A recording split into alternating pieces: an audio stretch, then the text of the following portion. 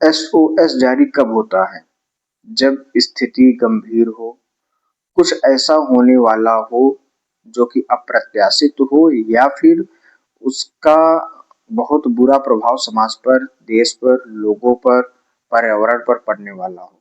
हो सकता है वो नेचुरल हो, या फिर कोई ऐसी विपदा आने वाली हो जो मैन मेड भी हो सकती है।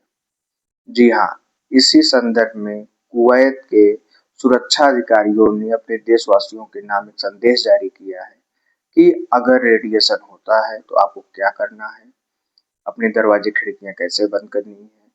प्लस उन्होंने उस आश्वासन दिया कि आपको डरने की जरूरत नहीं, अगर पड़ोस देश में, नाम नहीं लिया किसी देश का, अगर वहां पे रेडिएशन होता है तो उसका असर हम तक नहीं होगा, ऐसा उन लोगों ने बताया है। परंतु मुद्दे की बात यह है कि जब उनके पड़ोस में ईरान के साथ इजराइल और अमेरिका का युद्ध चल रहा है, तो उस समय में ऐसा अल्टीमेटम जारी करना अपने देशवासियों के लिए, क्या यह किसी आने वाले गंभीर बम बमबाजी या न्यूक्लियर वेपन के प्रयोग की आशंका है? क्योंकि अभी 2-3 दिन पहले भारत में भी प्रधानमंत्री नरेंद्र मोदी ने पार्लियामेंट में कहा था कि हमें कोरोना जैसी महामारी में जो हमारी तैयारी एकजुटता थी, हमें उसी स्तर पे तैयारी करनी है, समर्थन देना है, सहयोग करना है।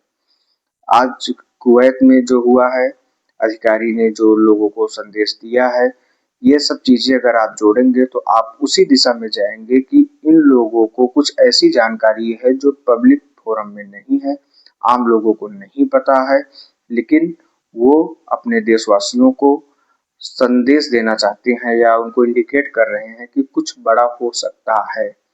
तो आज हम यह जानने का प्रयास कर रहे हैं कि क्या हो सकता है, सबसे वर्स्ट केस में क्या हो सकता है। न्यूक्लियर बम का प्रयोग, जो कि नहीं होना चाहिए किसी भी स्थिति में, क्योंकि यह ह्यूमन के लिए, इंसान की जिंदगी के लिए और एक सभ्यता के लिए सबसे बुरी स्थिति होगी अगर न्यूक्लियर बम का प्रयोग होता है।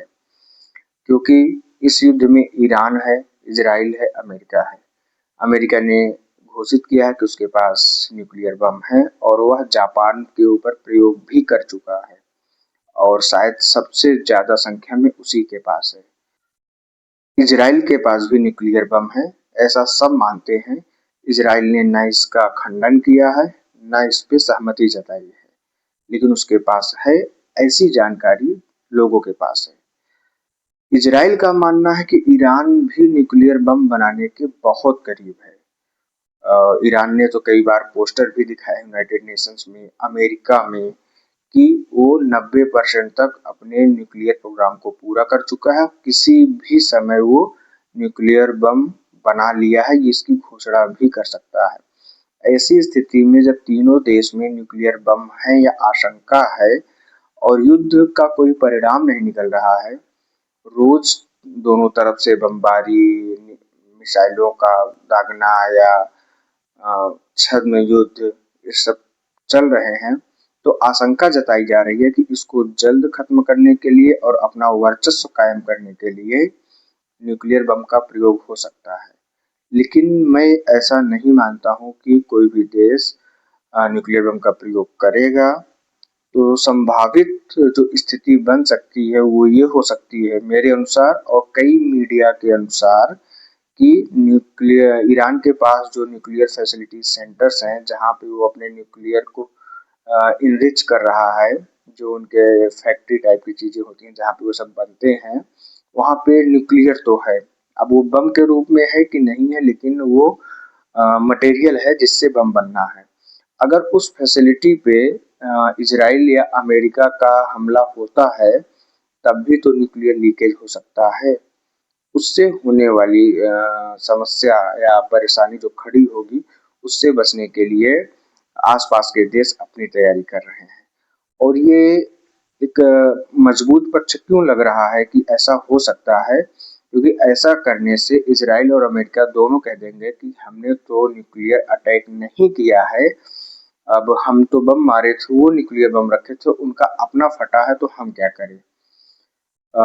ऐसा होना नहीं चाहिए, लेकिन इसकी संभावना है कि ऐसा हो सकता है। समस्या खड़ी होगी वो आसपास के सारे देश के लिए, चाहे ओमान हो, यूएई हो, कुवैत हो, सारे जो उनके पड़ोसी हैं जहाँ पे अमेरिका का बेस भी है, जिनके ऊपर ईरान पहले से हमला कर चुका है, इसका इम्पैक्ट वहाँ तक हो सकता है। जो उनकी खाड़ी है जहाँ से वो पानी पीते हैं, अगर उसमें उसका असर हुआ तो पानी की समस्या उधर हो सकती है। इम्पैक्ट कहीं न कहीं उससे भारत भी अछूता नहीं रहेगा। भारत को भी अपनी तैयारी करनी चाहिए। और जो अगर न्यूक्लियर का अटैक होता है तो स्थिति बहुत ही गंभीर होगी। अभी की स्थिति ये है कि न पेट्रोल मिल रहा है ढंग से, न डीजल मिल रहा है, न गैस मिल रही है। भारत के पेट्रोल पंपों पे लग रहा है पूरा देश आ चुका है। लंबी-लंबी लाइनें हर जगह, अभी गैस के ही लिए लाइन लगती थी, अब पेट्रोल डीजल की भी लगने लगी है। तो ऐसी स्थिति में वाक़ई में समस्या गंभीर होने वाली है। मोदी जी ने जो उस दिन कहा था कि 2020-21 का जो कोरोना का पीरियड था, उस टाइम पे जो हमारी तैयारी थी, जो हमारा सहयोग था, वही उनको चाहिए। तो स्थिति बनती जा रही है। आशा करते हैं कि यह युद्ध जल्द समाप्त होगा और जीवन पटरी पे लौटेगा। यही हमारी दुआ है।